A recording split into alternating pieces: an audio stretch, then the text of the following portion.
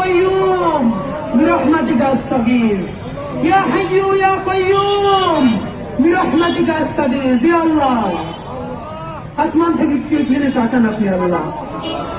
আল্লাহ আমরা ছাড়াও লক্ষ কোটি মানুষ আছে যাদেরকে আপনি আল্লাহ রহম করতে পারেন। আল্লাহ আপনি কারো মাফ করবেন, কারো রহম করবেন, আপনার তো কারো জিজ্ঞেস করা লাগে না।